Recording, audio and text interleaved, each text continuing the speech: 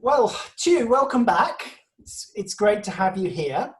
Um, Tonight, I wanted to explore the concept of yin yang because, albeit that the founder of Aikido talked about it, in fact, he's famously quoted as saying to students, "Why are you so much better than us?" When asked that question, he said, "Because I know more about yin yang."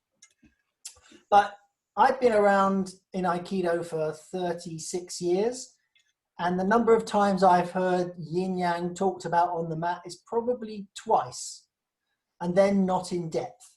So it's a piece of teaching that hasn't entirely been lost, because I've had people respond to this session saying, "Oh, well, we do it in our line," but it has largely been lost. But it's very central to what you do, yeah, within your Tai Chi. So I thought, who better to ask to explain what it is, and the part it plays in Tai Chi. But let's start with that first bit. What is yin yang? What's the simple explanation you can give us? Yin yang is the sense of complementarity, and it's really ancient. I mean, the first characters, Chinese characters for yin and yang, appear in what are called oracle bones. This is pre-I Ching. If you know what the I Ching is, it's like one of the oldest oracles, methods in the world, if not the oldest. I think it's as old as the Egyptians. But anyway, even before that, before the I Ching, you have the characters of yin yang, which originally really referred to the dark side of the mountain and the light side of the mountain. The original characters are that.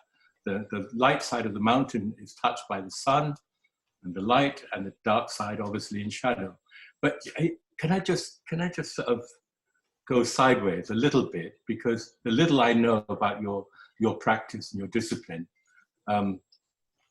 it's called Aikido, right? So the characters there are He in Chinese, He, Qi, Dao. So Dao is the way, Do, Qi is the energy, and He is harmonious, right? So it's He, Qi, Dao, Aikido in Japanese. And this is exactly what we're looking for in the whole vision that's guided by the notion of yin and yang. You know, the harmony between the light and the dark, if you like, right? And so that's how it started, really. I think it had from the investigations I've made and what I've been taught and everything, it's originally was about farming and crops and stuff like that, and about feng shui, sort of geomancy, topography, where best to plant, where best to build a village, and so on and so forth. And then it developed. And by the time it got to the I Ching, you've got to look at the I Ching if you want to understand the yin and yang. By the time you get to the I Ching, it becomes really crucial to understand this dynamic between dark and light, between the forces of complementarity. See? Yeah. So when you go to the I Ching and you consult the I Ching by a ritual, the ritual of the throw or the coins or whatever you choose to do, what you will get in the answer is a kind of dynamic answer, dynamic message consisting of a firm line or a broken line, or a firm line which turns into a broken line, or a broken line which turns into a firm line.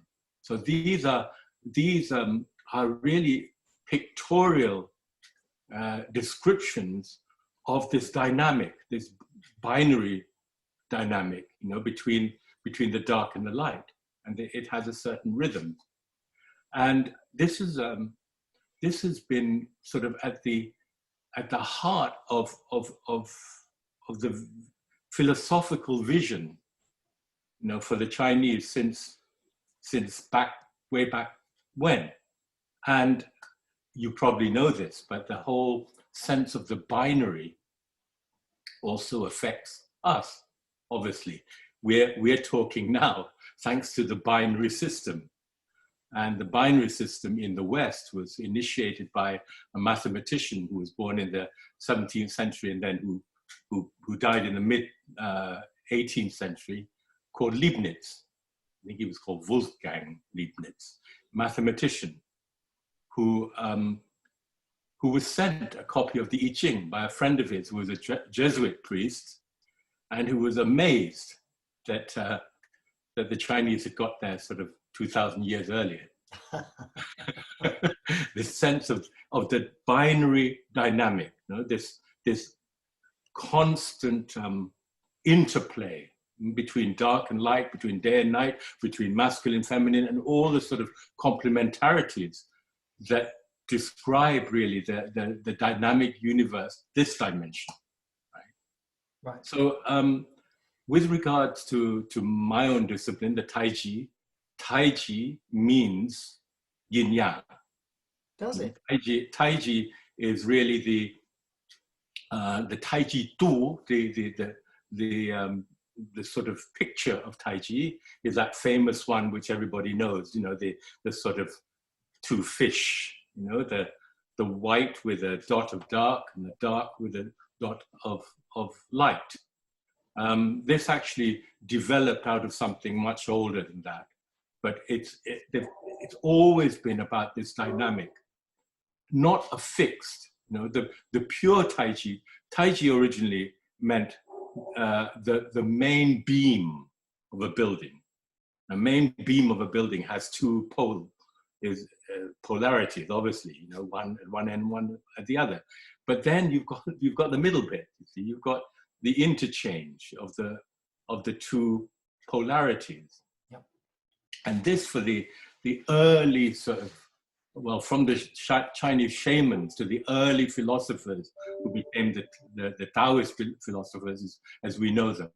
This was a kind of insight into how the whole world works, you know, this interchange. So you have a pure, let's say you have a general or pure sense of yin, which is night, and then yang, which is day, right? But then from their very empirical sort of mind and observation, you know, they saw that nothing is quite that simply divided. You know? So within the polarities, you have I'm going to use the Spanish word, matiz. Matiz means the nuances, okay? The nuances. So for example, there are moments in the night which are more active.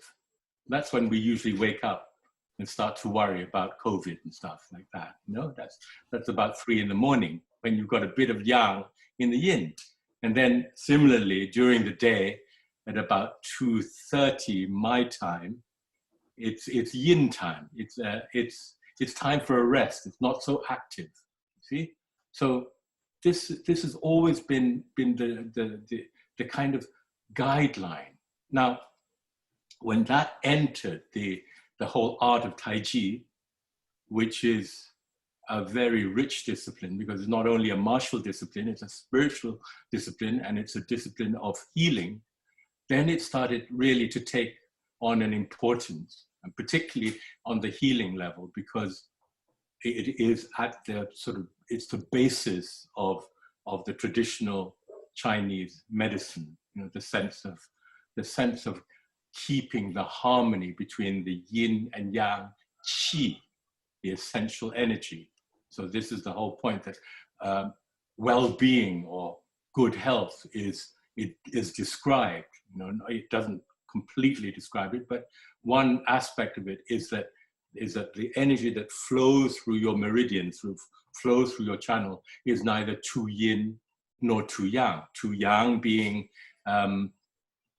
just like a, you know, excessive, hyper, you know, and too yin being too. Oops, sorry, hang on just a second. I managed to mute you. You should be, sorry, Oh, I'll get my glasses back on. Am I all right now? Yeah, you are. Thank you. Sorry about that. Did you miss the last one? I just missed the last sentence, yeah. Well, I've forgotten what I said. Well, that gives me a chance to just come in with a couple of points. The first thing is, so within that symbol, there's a dot of, a round dot of yin in the yang and a dot of yang in the yin. And that's your point about it's never completely one thing or the other. So from a symbolic point of view, that's why those dots are there. That's very important. This is a very important. And by the way, you when in your introduction, or when we were the first conversation, you used the term correctly. We don't say yin and yang. It's yin yang. Yeah. See, it's together. Yeah. It's always together. Yin yang is always together. So the lit up side of the mountain and the shadowy side of the mountain is the same mountain. Yeah, it's not yin and yang. Yeah. And the other thing, sorry, I'll answer you in just one moment, Dan. The other thing is you started with yin. That's how we start. We don't say yang yin, by the way. You start with yin yang, and later on I'll try and cover that point. Why yin yang and not yang yin? I'm going to write that down to make sure that you do cover it. Okay. You were going to ask me? Well, I was more and more an observation that again, sort of kind of built into that symbol is the idea of balance. So it's a very central concept to what's going on. It is, but it's an idea. Hang on, just a second, sorry. This is Derek wants to get through on Zoom to you. It's the same number, I can't do it now. He wants to talk to you, he wants to take I can't. I'll do it. Derek? It's the same one as always. He says he can't. Sorry about that. Again, can you remind me what you were saying? I can remember what I was saying. I was saying that balance was a central concept. Yeah, right. Now, we have to be very careful about this because balance and harmony, in the whole vision of yin yang is not a fixed. It's something that is constantly in motion, constantly changing. See, it's not like, I've reached a point of harmony and I've got a recipe for it, so I'll keep going now with this harmony. This is not what the Tao is about, not what the yin yang is about. The yin yang is a constant. It's almost musical, it's about flow and about resonance. Yeah. Because when we talk of harmony, which I prefer to the word balance, you're talking really about resonance. You're talking about musical. You're talking about, and this is very important as well. The yin yang is expressed in many ways in flow, as in the flow of qi in the meridians, but also we look at the organism as a resonating, organism, and the whole universe as resonating. So the whole point of harmony is that you maintain this. And this is where you are in harmony with the Tao, let's say, where, in a lot of the scripts, the writings and stuff like that, you'll find this sense of just try and keep in harmony, try and keep in harmonious resonance within yourself and with other people and with the surroundings and nature and so on. So if I can put it this way, so just as we have night and day, and sometimes it's right to be in the nighttime, and sometimes it's right to be the daytime. Sometimes we need more yin, sometimes we need more yang. Depends on the situation, what's going on around us as to how we find that harmony. Absolutely, and the other, you can apply this on so many levels. You can take the masculine and feminine, So if you take it strictly as yang is masculine and yin is feminine, you'd really be getting what we are wrong, because within let's say being a man, I connect with my feminine parts, and within being a woman, you can connect with your masculine energies as well. You see? And it's really it's really the mix that changes through your life, it changes through your experiences and stuff like that. So nothing is fixed. This is the whole point. Everything is in this very rich dynamic. Everything's in flow, constantly changing. Constantly changing, and constantly flowing into one another, into one another. And this is what guides the practice of Tai Chi. In Tai Chi, because Tai Chi means yin yang, essentially, what we're doing through the movement of what we call the form, that we practice, is really not to represent yin yang, but actually to be yin yang, to live that. And that comes obviously with practice and with time. But actually it's very accessible. So all our movements of yielding, let's say, the circular movements, are yin, and the expressive or linear movements are yang. And if you can hear that, and eventually you are that, and it affects your health, obviously. It affects everything else you do as well, because you start experience everything,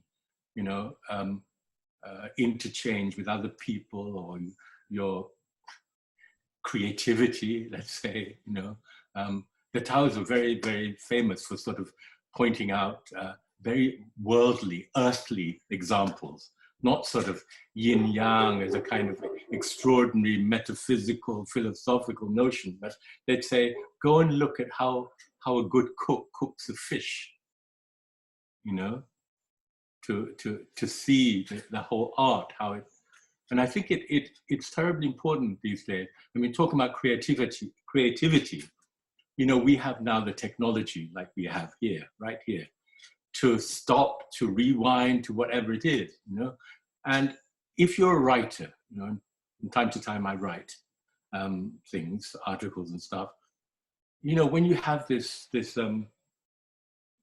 amazing facility through the technology, sometimes it's very difficult to know when to stop fiddling with the text, because you can still go on without throwing it into the waste paper basket like before, So the sense of yin yang helps me personally to just really feel, intuitively feel, that's enough now, leave it alone, Do you see what I'm saying? And then I work with a lot of people who are, let's say, health professionals, therapists, psychiatrists, and so on. And the yin yang has a great importance to them. Like for instance, to know through the body, not through your cognitive senses, not through your intellect or analysis, but to know intuitively through the body, through practice, of course.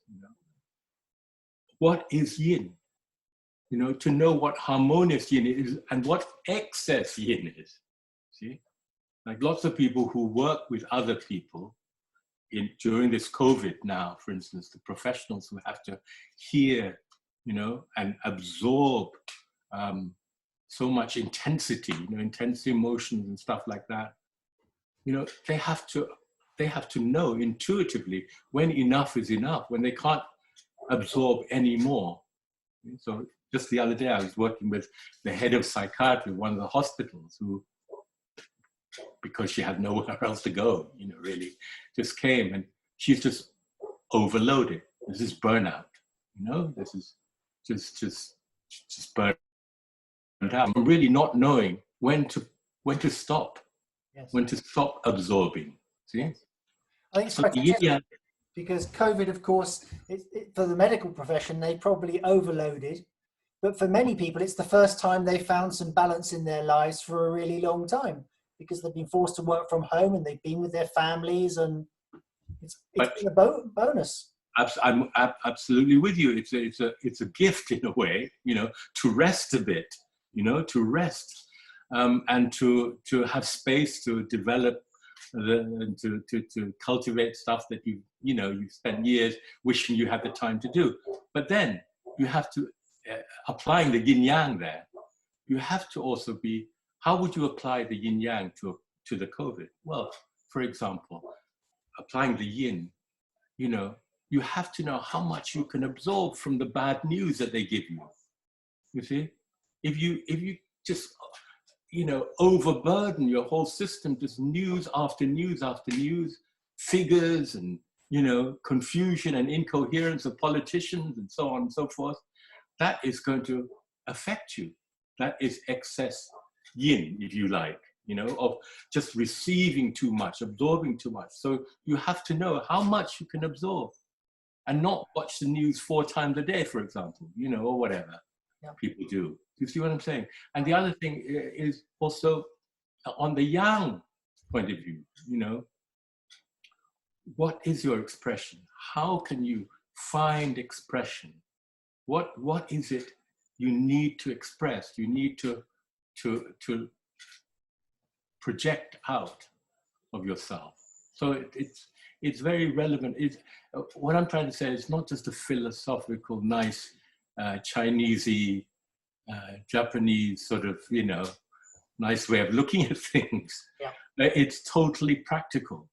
Yes. Totally practical. And then when you talk of yin yang in the martial arts, you know, your martial arts is probably, I think I said this the last time we met, probably the closest to the Tai Chi there is, because it's yin first.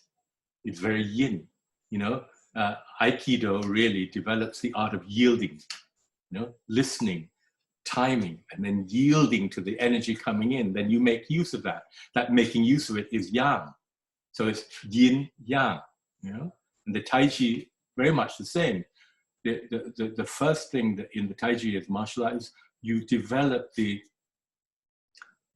skill of yielding without being victim. You know, you yield, and then you turn the oncoming energy into something else. That's the yang part. Well, that's beautiful. Sometimes it happens immediately. It's not like yin and then yang. It's not receiving and then doing. It's receiving and then doing straight away. And there's a term in Tai Chi which is fa jin. Fa jin is when you receive it into you and, if you like, expel it in one go. Well, you've answered one question which I was going to ask you is, okay, what's it got to do with the martial art? So you've introduced that subject. I think it would be useful to take those 2 bits, the yin yang, and they're associated with different qualities. And you've listed a few: light, dark, masculine, feminine, receiving, giving. What are the other qualities that are associated with those terms? Listening and expressing. And this is, again, terribly important in everyday life. You know, there's a moment to listen, to be yin. You know, and there's a martial term for this. The Chinese term that's used not just in Tai Chi, but in many of the internal martial arts is Tingjian. Tingjian really means listen. But it's not listening with the ears. It's listening with your full attention. You know? And this is the yin quality, the quality of having the space to listen, not just interrupting or arguing or, you know, putting your point of view immediately, you know, or defending or whatever it is people do, you know, in normal conversation, but just listening. Now, this is really important. You probably know that my main work is accompanying people, and you know, I train health professionals and family members and so on to do this work, being spiritual companions at the end of life, and a lot of it is just listening. But there's listening and there's listening. You can listen and try and understand, or you can listen. See, you can listen with yin, with spaciousness, with sensitivity, and just allow it to come into you, you know, and hear. Then you can hear something very often behind the words. And this yin quality, see, is where it links up to the martial. You know, when you're standing in front of somebody, you know, in a combat situation, in inverted commas, you know, the listening is total. You know? You're not caught up in some movement. The listening is the way that you approach situation or a person or a presence in totality. See?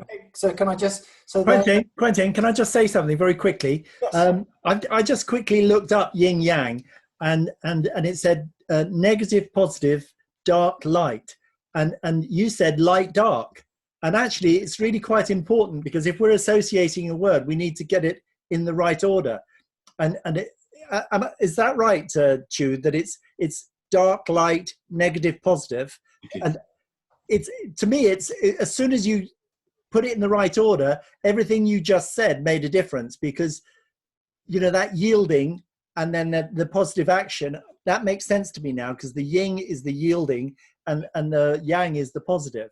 Yes. Sorry, I just wanted to make that point clear, Quinn, because I've always been confused by it. Yes. And it's yin yang, it's dark light. Yeah. Okay. Fortunately, I have remembered what it was I was going to say. I forgot it for a second. Sorry. It'll get worse with the years. I was going to say, so that listening, as you're using it, is awareness through your whole being. It's not just an oral sense, it's your whole being. And that's why we then talk about intuitive awareness. You know, intuition doesn't get a good press in a culture and in education, which is so sort of attached to the rational and the scientific and the material. So intuition is sort of like almost guesswork. But as you well know from your experience on the mat, intuition is everything. Intuition is sensing what is about to happen. How do you sense it? Not by thinking, what is he going to do next? The moment you're thinking that, he's probably done it. Yeah. You see? So you've got the sensing gives you the space and the time, you know, to then respond.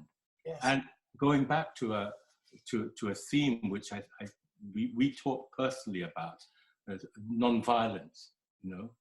The yin quality is the base of non-violence, because if you like, reaction is yang. It's like, boom, boom, something happens, you react. But the yin quality gives you the space of exploring all possibilities and all options. It gives you that sense of spaciousness. So it can be, so this quality of yin, listening, receiving, yielding, without being the victim. Yep. Without being the victim means you're not sort of yielding and sort of collapsing. Yep. And this is where I think the training and the martial arts are so important, not for the martial side in itself, but it trains you not to lose your center. Yep. And to feel through, to be able to live the yin through the center, through the hara in your discipline, you know, through your presence, and then to be able to yield from that presence and to receive and to whatever happens, and then, you know, to be open. And the yang is really the response. Yeah. See, the response. Okay. So you and I both believe that our practice is much more about daily life than it is about learning martial technique. And it occurs to me that if we listened, in your sense, more, we'd never get to the martial in the first place, because we'd resolve it long before we got to that. I agree in part, but I would say that the martial, in my own experience, personal experience, but also with the many people I've taught in my life, is such a useful tool, because it reveals, you've probably seen this, you know, in your dojo, even between two friends, you know, the moment you're in front of each other in this situation, suddenly things change. There's a nervousness, there's a tension that comes up. And there's all these crazy sort of conditionings, which are partly part of our humanity, but I think partly part of our culture, which is the dualism between win or lose. Yep. You know, win or lose. You know what I mean? It becomes dualistic. And I think what the martial part for me, I mean, I used to love fighting. I mean, in all aspects of it. But I used to love the combat part of the martial. I still do from time to time, you know, get beaten up by my student. But I respect it so much as a situation that reveals our craziness, really, where the fear is, where the nervousness is, where the violence is as well, you know, because sometimes it can trigger something right there. And memories, especially, I mean, I work on so many levels with people, like on traumas and stuff like that, you know, people who've been traumatized and stuff. It's the way that this comes through as well. So I feel that the martial side is terribly precious. It's a very powerful tool. We had a session a few weeks ago on how Aikido helps you work on your shadow.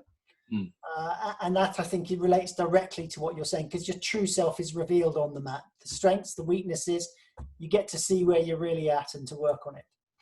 The other thing is, I've met so many people in my life and in the sort of spiritual field, if you like, you know, who, in a way, they, from the best will and intention, they want to get to that peacefulness and non-violence.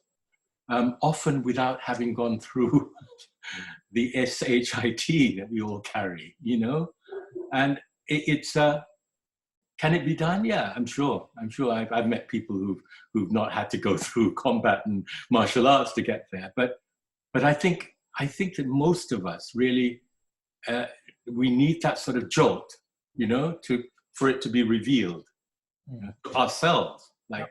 Oh, I thought I was such a lovely, peace-loving guy, and I've got this in me, you know, and I've got war in me. I've got potential violence in me, and that recognition is very, very important. And then you know what you've got to work on. Yes. You see, so it's like, you know, we talk about compassion, let's say, or non-violence and compassion. You can't just bounce yourself in there because you've heard the Dalai Lama, let's say.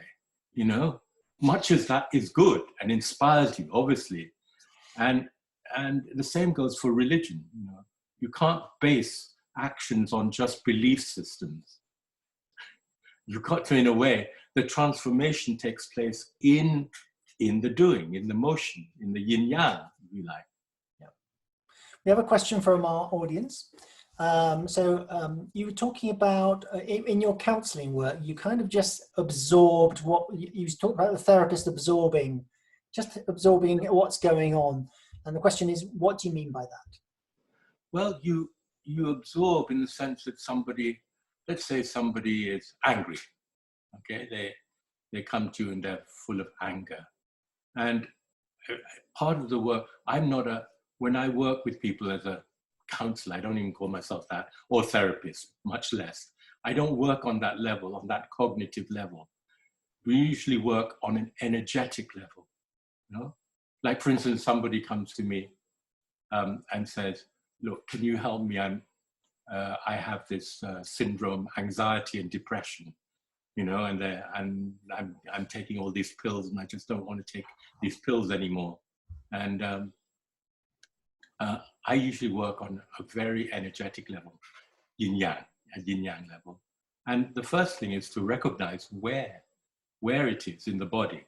You know, very often working with anxiety, people who are really sort of paralyzed by anxiety. This is very important. I say, where is it? Where do you feel it? And often it's here. It's about, you know, solar plexus, diaphragm level. You know? And then very often it varies from person to person, but just having the permission to express that, in sound. Very often it's in sound. And of course, when they express it in sound, you absorb it. If you're accompanying them, you absorb this. And you absorb their words, you absorb their emotions as well. And then the challenge is you have to do something with it. And very often people who work with others, they don't have the tools, they don't have the means to then clear themselves of it on one level, to clear the vibrations that they've received. So the yin now is overcrowded, if you like, you know, and has no more space to listen to anything else. Yeah. You know? So a lot of therapists, a lot of psychiatrists and people, psychologists that I know, that's where they get to start burning out. They have no space. So energetically, it's recovering space. And to recover space, you have to have certain qigong, which may help you to express, liberate those vibrations, so on. So you get back to an emptiness. And the other thing is, talk of yin yang.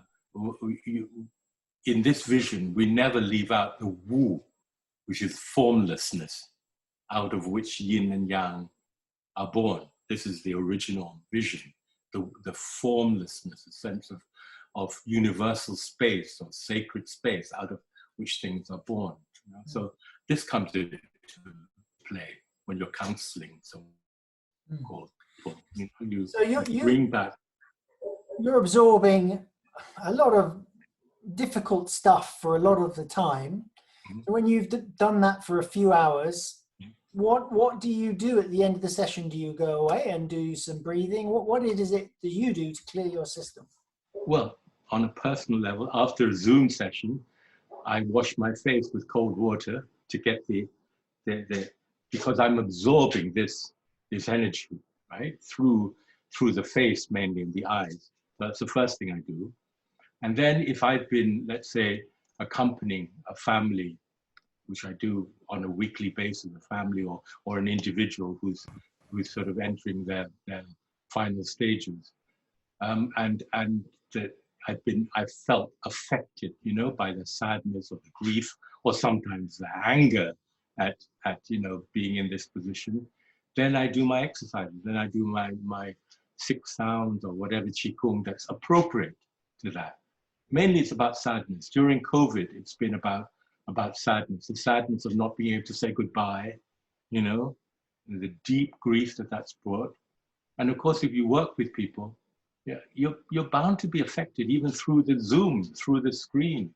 You're affected by, you know, the resonance comes through the screen. The screen is not really a veil or anything. You know, you still feel the sadness, still affected by it. And the thing is that you can either choose to block it out, you know, or you let yourself absorb it. See? But then you have to know what to do with it afterwards. Yes. And that's, I think, things go wrong.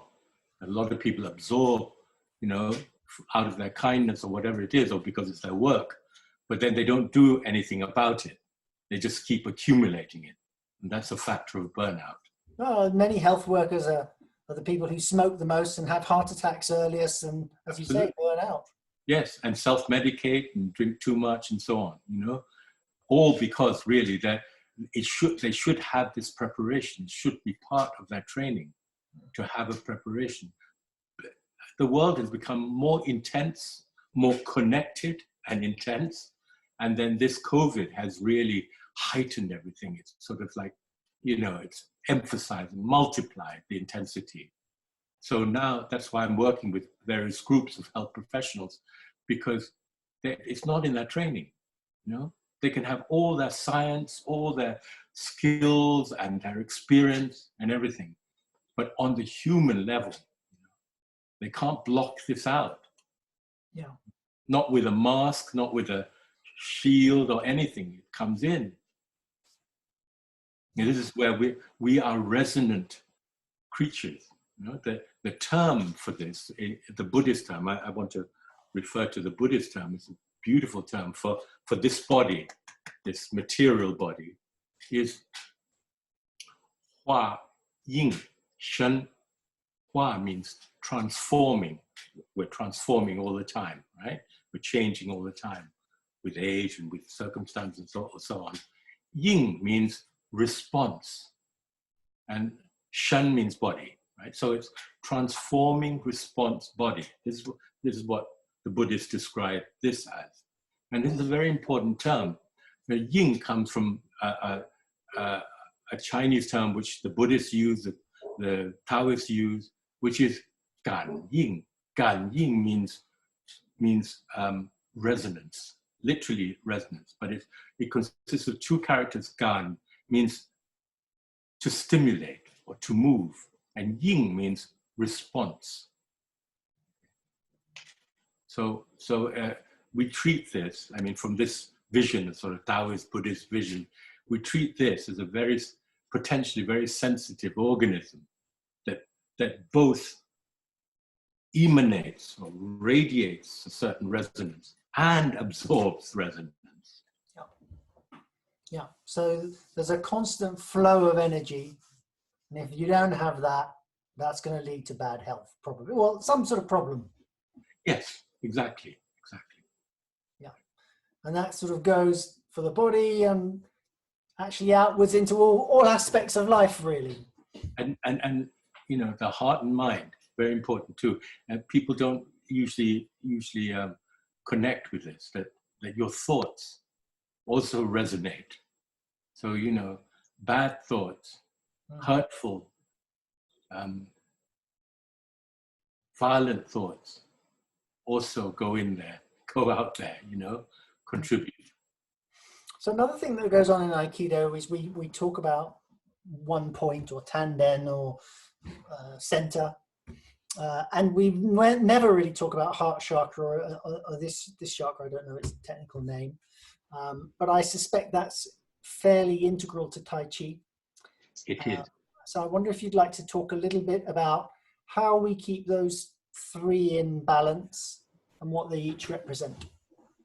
Well, you use the term chakra, which is really more to do with the Hindu vision and the yogic vision, and Tantra and all that. In the Tai Chi, in this Taoist vision, actually it's Buddhist as well, we really refer to three centers, which is the three, which is body, heart, mind. Okay, and again, good health, well-being is described as the harmony or the connectedness between body, heart, and mind. And again, intellectually, we can understand this, but very often we lose this harmony, you know, not necessarily through our own fault, but for example, if your work is very intellectual, you know, it's very intellectual, you are developing this, you're loading this all the time, and you can create a disharmony, an incoherence with the other two centers. You know? So let's say, in very practical terms, somebody who has a very intellectual job, has to think a lot all the time, has to absorb a lot of material in this, there it would be skillful to allow the other centers to be nourished, you know, the heart through, I don't know, art, music, for instance, you know, the body through Aikido, you know, and that way you keep a balance. You're not in here all the time. You know, we all probably have known people who have been just head people, and it's very, very difficult to relate to them. Very difficult, very often, for them to relate to anybody else because they're in here. And then you can have imbalance. I mean, if, let's say, your work happens to be so physical, you know, and then it would be skillful to nourish your head, you know, by reading some poetry or something like that from time to time. You know what I'm saying? I do, yeah.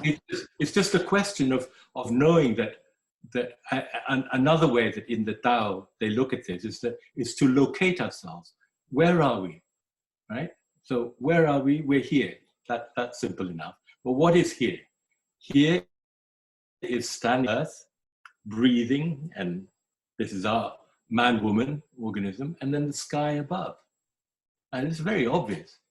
But there are lots of people I've worked with over the years who kind of, let's say they've forgotten to look up at the stars. They've forgotten the sky. or they've forgotten the earth and they're kind of hovering, or they've forgotten themselves, which is the worst part. They've forgotten to be awake. They're just walking around asleep. You know? So when we talk about coherence, it's really about being just awake, just gently awake and harmonious in the sense of connected, coherent. And this was, by the way, the answer Mahatma Gandhi gave when a journalist who was really pressing him said, well, what is happiness then? And Gandhi said, it's being coherent. You're thinking and you're feeling and you're doing something in coherence. And by that standard, look at our world. Look at our world and look at where the unhappiness is. And look at COVID now. The incoherence produced by contradictory edicts from the government just creates so much confusion. Yeah. Emotional confusion. People don't know what to do in their bodies. They want to do something. They want to go out, hug their family, so on. So this is the disharmony. So we can feel disharmony very well. Then through the practice, through the various breathing practices and then through the forms and then through your practice, I think then people get a taste of what it is to just be harmonious, just act as one unit. Connect. Got a couple of questions. I'm asked, what kind of preparation do you do either before you go into what you know could be a harrowing session, or do you just sort of go in there and deal with it after the event?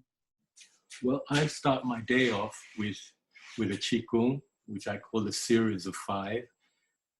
By the way, I'm not here to promote this, but you can get hold of these things through my webpage, which is allmyname.com. It's all there. But I start the day with a series of 5, and it's something for the past sort of 20 years I've shared with particularly health professionals who have to, in palliative care, intensive care, hospice care, who have to deal with very intense emotions in the day. And there's a preparation that you can do 5 minutes, and then I say my prayers. But without this, I couldn't do it.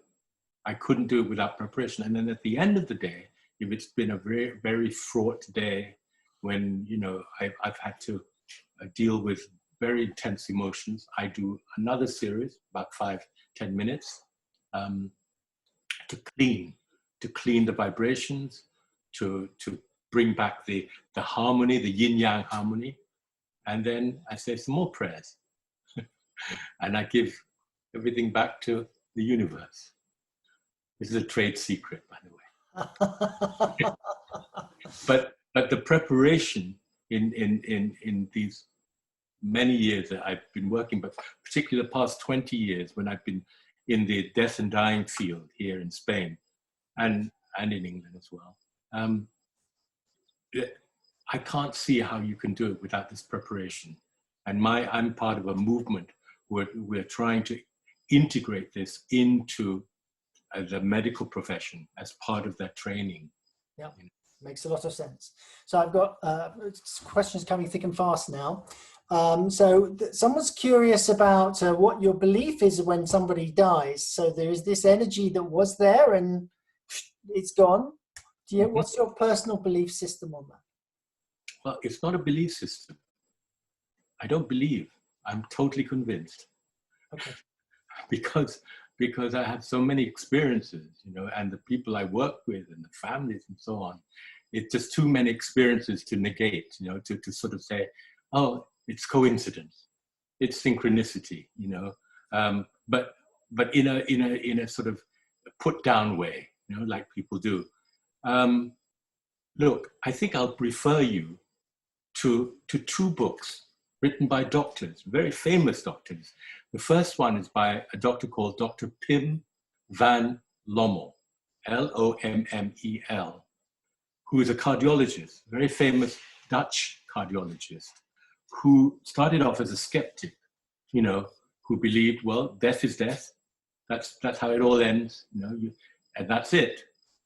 But then, and partly in thanks to the modern technology that can revive, you know, people who've had heart attacks and so on, but people who've been clinically dead. I mean, no ECG, no brain, who are defined as dead, but who have come back. Then he started meeting people. That's the one, that's the book, Consciousness Beyond Life. Very worth reading. I usually give this to people who I work with, who are preparing themselves and who are very scientifically minded, you know, rational minded people. I say, well, just read this book. Just if you've got time, you're lying in bed, just read this book. And it is really about a skeptical, scientific person who's convinced that something happens. You don't have to go into the Buddhists or the Taoists or anything, but something is released. An essential energy is released, you know, from the material. And then the other book that I'd like to suggest is a book by another friend called Dr. Peter Fenwick, Peter and Elizabeth Fenwick. And it's called The Art of Dying, literally The Art of Dying. And Peter was, you know, 20 years ago, sort of, they kind of made fun of him. They really went to town, you know, this man called him Dr. Death and all sorts of things. He, in fact, is he's a world expert on epilepsy, you know, and he's one of the directors of Guy's. So he's not some raving old hippie, you know. He's a scientist and a doctor, you know, with many years of experience, right? And you should read this book. It's wonderful because the two dovetail together. See, Pim works from this extraordinary thing, this extraordinary discovery that something happens, you know, after this essential energy leaves the body. And Peter works from the other side, that extraordinary things happen in the process of dying that we cannot explain by Newtonian science, by materialist, reductivist science, you know, but quantum physics gets close to this. You know, some things like synchronicity, entanglement, non-locality, telepathy, communication at a distance, all these things are charted. And he spent years investigating this. So this really, please read this if you're interested at all in this, you know, in this kind of field, because I think these are the two most important works that I know of. And then there's well, my personal experience and all my colleagues, you know, in this field, who have accompanied people and who have lived through extraordinary things. My own apprenticeship was in a hospice in my country, in the slums, accompanying children who were dying, all of them from secondaries, from AIDS at that time, about 20 years ago. And the things that I went through there and learned from them are still with me, really vivid experiences and so on, you know, which of course they're anecdotal in that sense that you're not going to be able to reproduce this in a lab, you know, and therefore rejected by many scientifically minded people saying, no, I can't accept that. Well, just don't, but spend a bit of time in a hospice or accompanying people, and then you don't have to believe or anything, you know, you can experience it. And it's happening every day. Something extraordinary happened just the other day, you know, with somebody I just accompanied who's just died. I won't go into that. But again, I mean, these things are so vivid, you know, become so vivid that you don't kind of, you know that you can't apply the same rational evaluation, and it doesn't matter, you know. It's just, do you trust experience? And do you trust somebody else's experience coming to tell you? I did a course once, many years ago, with doctors in Elche, in a town in South Spain. And the only non-doctor besides myself was this lady who came there and who had had a near-death experience, who had died, who had had a sheet put over her, in an accident. And she was revived in the ambulance. And she had had one of these extraordinary tunnel and light and beings and so on, but she'd waited 25 years to come and share it, because she said when she first started to share these experiences, of course, she was met with embarrassed silence or rejection. So she just stopped. Even from her own family, she couldn't talk about it. So she sort of took the plunge. She knew that we had this group on death and dying. She took the plunge and she came there, and in the sharing, something like this, but in a live situation, she said, "Look, I've really got to do this." And then she told us all about it, and all the doctors were there, and she said,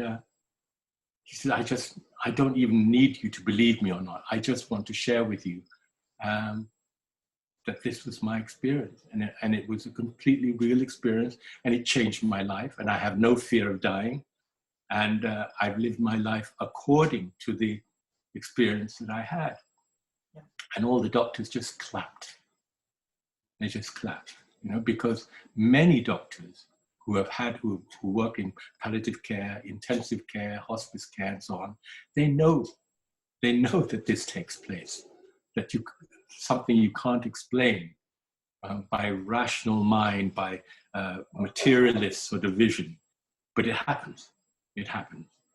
And now more and more are coming out. More and more are beginning to talk about it. The conferences that we do, the groups I belong to here, all these health professionals come out, and all of them are now affirming this.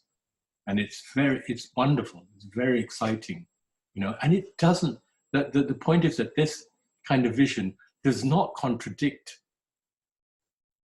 rational, materialistic science, which is really useful and is still very useful, but it completes it. Again, yin yang. The yin has been discarded almost, And I wanted to make this point too before I forget. It's so easy to forget these things. I, on a personal, and this is my belief and my conviction, I firmly feel that the sickness that we have in the world, that's in a way focused on the COVID, but it's not just the COVID, it's the sickness of our world. And it's a yang, it's excess yang, excess male, masculine, excess dominance, expression, and alienation at the same time. What we've done to our planet, what we do to each other, the continuing wars, the injustices, all these are symptoms of sick yang, sickness of yang. And I feel that, it's very important. I'm very glad I've got the opportunity to share this with you, to share this with a captive audience. My conviction that we must nurture the yin. This is our way through. This is the healing, nurturing the yin in every aspect, every aspect. They're not as captive as you think. They can just switch the button off if they want to go. Yeah, I think you'll find that you've had a growing and captive audience, actually. If I can just move on with a few more questions, and I'm just going to read them out as they are, and you can make of them what you will.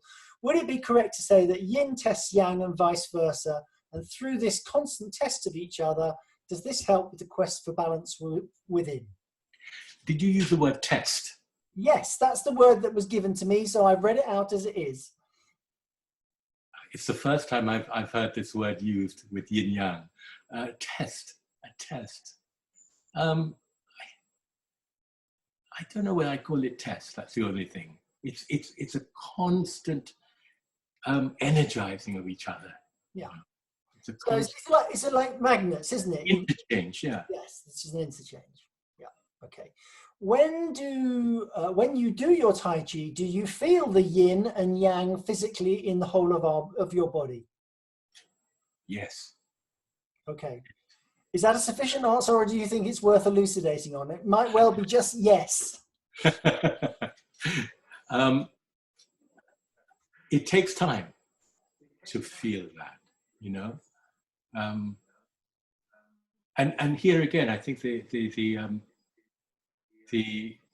martial training helps. You know, there's nothing like somebody coming in at you with a blow, let's say, you know, and you learn to receive that, actually make contact with that blow and yield to it, that you really can feel, yes, and trust, and begin to trust. You must have had this in your trainings, on the mat many times, people discovering, oh yes, I can yield without collapsing, without being the victim. You know, you still have the power of yin. So, can you advise if we need to ground ourselves, and if so, how? Very easily. Would you like to try? I think that would be fantastic. Yeah, why not? A very, very simple practice, right? Takes you a few minutes. And this, by the way, is what I give to people I work with who are in anxiety as well. You know, because anxiety in energy terms, you know, tends to rise, tends to make everything rise until you're stuck in the head and in the constructions of the head, and then the heart beats and so on. And it's here. So the sense of grounding is very, very important. And then this practice, just to put in quickly into context, this practice is also what I give to the health professionals right now, you know, so that they will not stay fragmented. Because let's say you're a nurse in a care home, you're looking after people, your energy is out there all the time. If you can't bring it back to the center and ground it, eventually this fragmentation is a factor in your burnout, in exhausting you. See, so grounding is not just a nice little idea. Again, it has very practical consequences on your health and everything. And then of course, you know perfectly well through your Aikido training, everything starts from the hara. You know, we start from the center. But the important part to complete that is that you must be able to return to the center. See, and this is what a lot of people in martial arts, you know, they need to learn.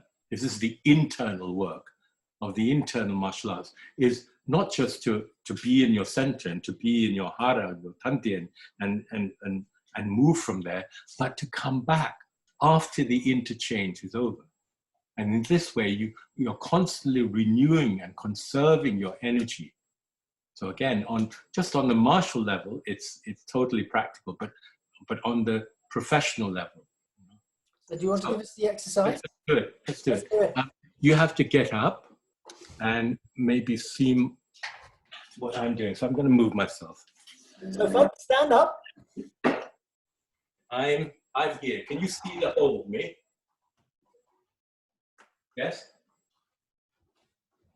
Can you see my feet? No, we can't quite see your feet. Okay.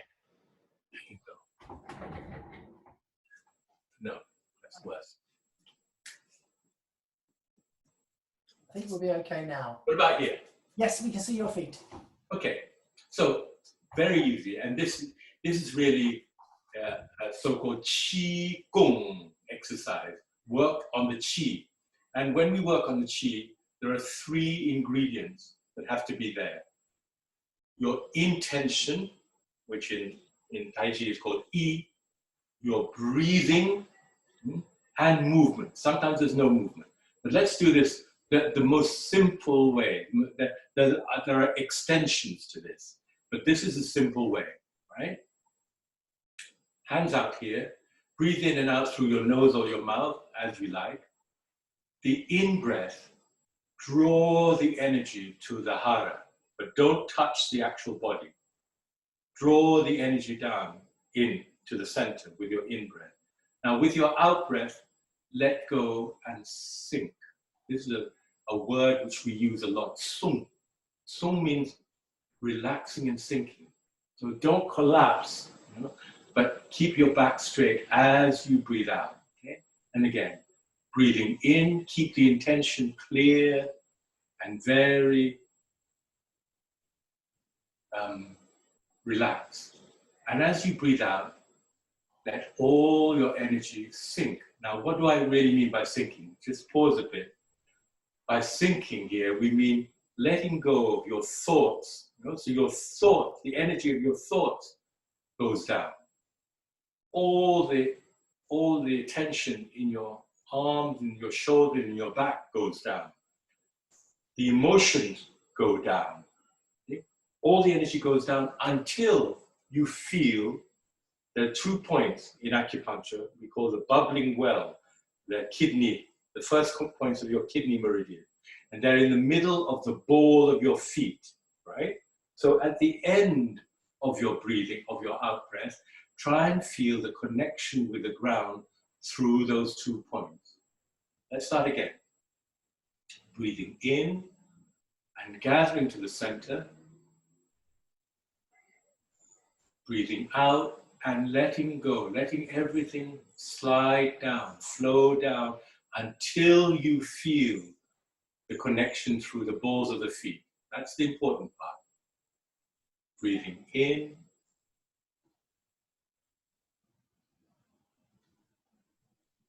and soon relaxing down, grounding. This is the groundedness. But the important thing, when you breathe in, the intention is to bring all the threads back to the center.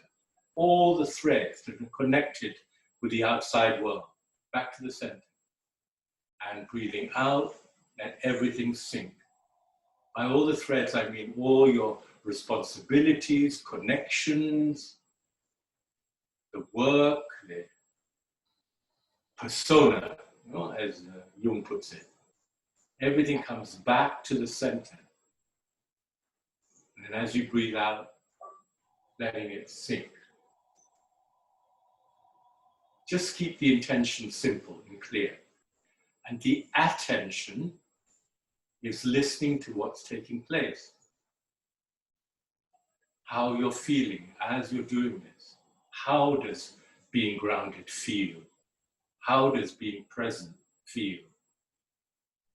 You understand it intellectually, but this is living the presence, bringing it to the center, and then sinking down to the ground, grounding the energy. Do it 3 more times.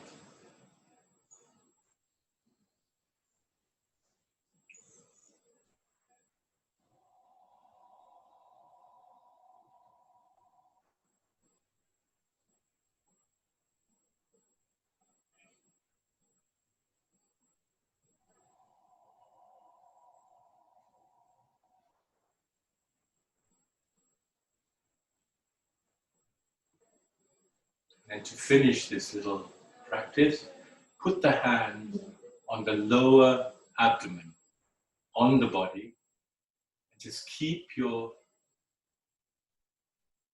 attention on the expansion and contraction that comes with your in-breath and your out-breath, right?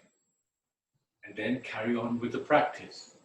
So your in-breath is centering, and your out-breath, you're sinking, again, down to the balls of the feet. So with the expansion, the center expands. With the contraction, everything compresses down into the feet.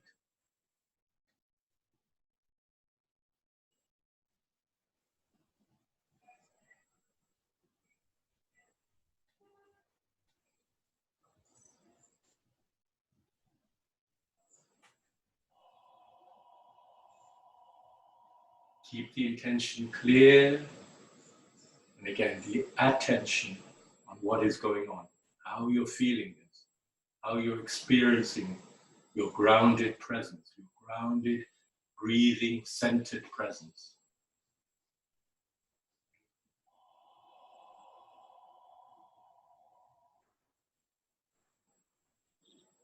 Three more cycles of breathing.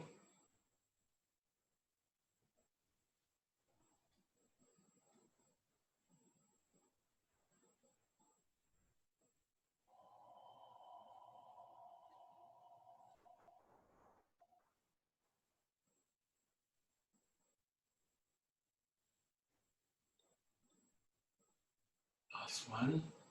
Now, just to finish off, just let your hands go free and just stand there doing the practice with intention. So the in-breath, your lower abdomen expands and you're centered. Bring everything back to the center. And your out-breath, you let the energy sink down to the ground. You ground.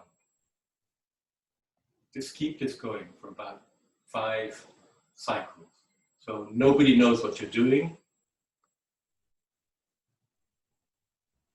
but you keep the intention very relaxed and clear.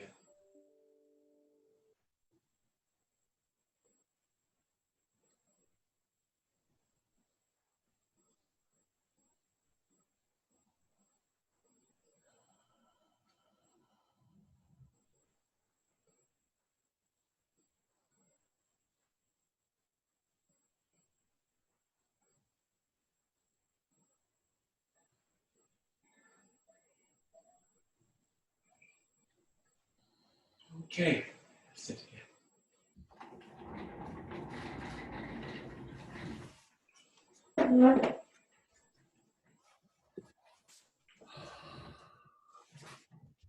Thank you.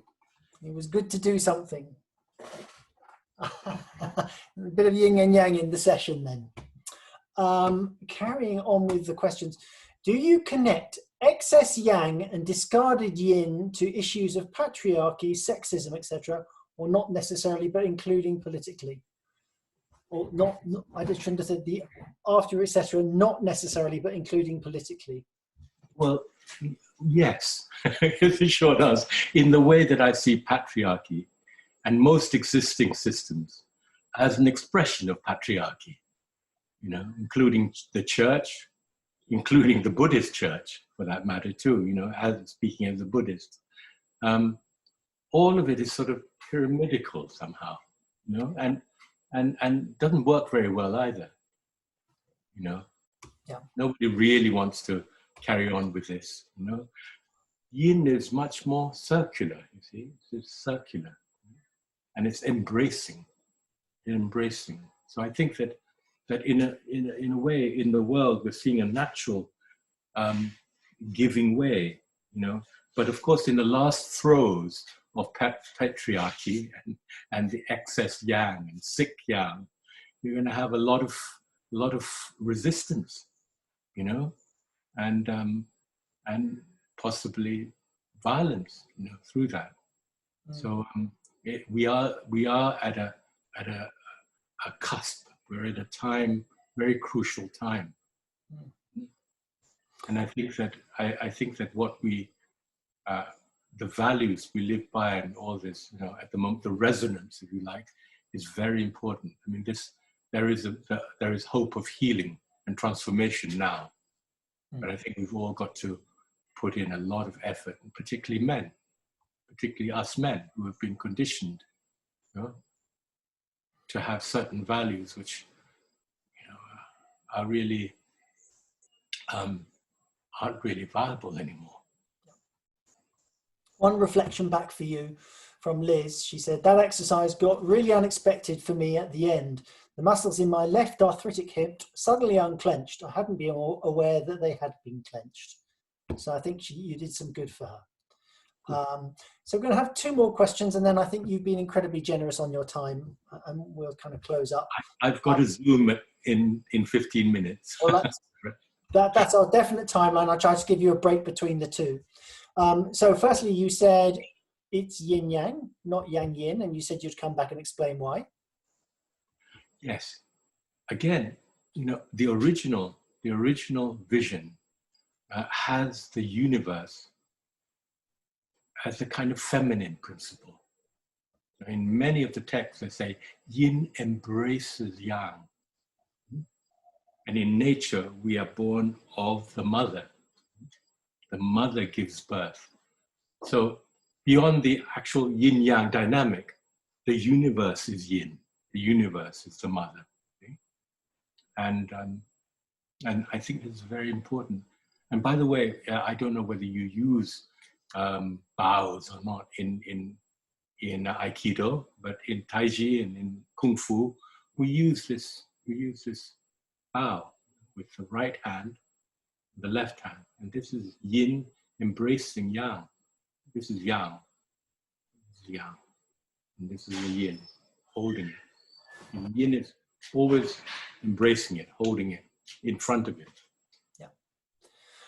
We do have other questions, but I think it is appropriate to... No, I'm fine for 10 minutes. Okay. I'm here. So, are your prayers for you, your family, the world, the divine? Probably all of those, I suggest. So you're being asked who your prayers are for. All of that and more. Right. I often, you see, I'm given, because of my work, I often get people who say, can you pray for my husband, for example, you know, and I do, but particularly if I know the person or I'm accompanying them, but maybe one day we'll have a chance to talk about what prayer is. You know, for me, prayer is not because I don't really go to the server, like the big server in the sky. That's not for me prayer. That is prayer. It's a kind of prayer.